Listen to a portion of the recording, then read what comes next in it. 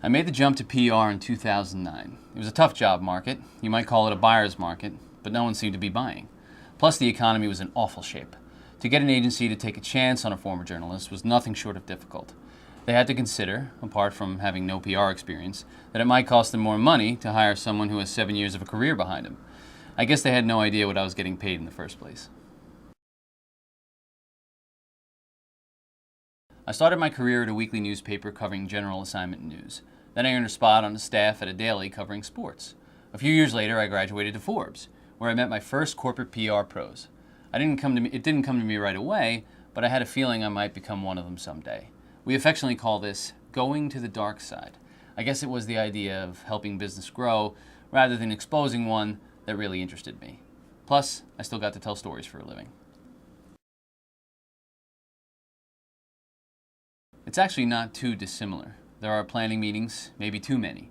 There's a fair amount of research, and yes, there are plenty of deadlines, so whether or not you like it, those stay with you. In fact, the more I think about it, there's more that's the same than that's different. I probably do what we're all taught to do in PR, but forget along the way sometimes because there's so much work. The key is to customize your pitch and have good reason why you chose to pitch that journalist. Know what they report and even reference it once you get their attention. If what you're selling isn't the right fit at the time, at least they'll respect you enough to hear you out the next time. It's so simple, yet too few people do it.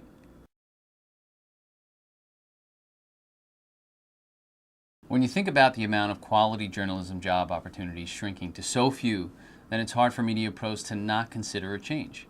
So it's likely to continue to happen, but when I talk to journalists who are thinking about a change, they're considering advanced degrees, teaching, writing, and editing books, and jobs even in TV and film production. I think what we will see a lot more of is journalists getting hired to work in-house at major corporations for strategic counsel and writing capabilities. Most big companies are content-generating machines now. Much of that machine is run by editorial fuel. Who better to power that machine than journalists?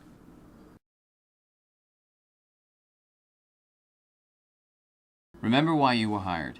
Keep that healthy skepticism and ask lots and lots of questions. Trust your instincts. Use every editorial muscle you've got to tell a captivating story for your clients. You know what makes a good story. They don't always know. And when you're done writing that story, you're the one in the room who knows who to pitch it to for coverage. The second thing is that you're still beholden to two audiences, but instead of an editor and a reader this time, you're reporting to a managing director and a client. You will tread a delicate line between what a client needs to hear and what they want to hear.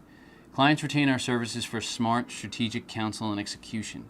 You can't be a yes man, but you can't be a no man either.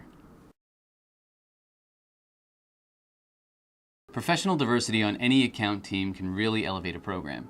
Former journalists bring a lot to the table, but the value is primarily in relationships and understanding the target media. You speak their language. The client, by nature, does not. No amount of pitching can replace actual experience in the newsroom. Use this to your advantage. Even if you're not best friends with the editor, you know how to become best friends with her. The second thing is you're a storyteller by trade. We've all beaten this phrase to death, storyteller. Everyone is a storyteller, but most people are bad at it. You're great at it, and that's why you're here.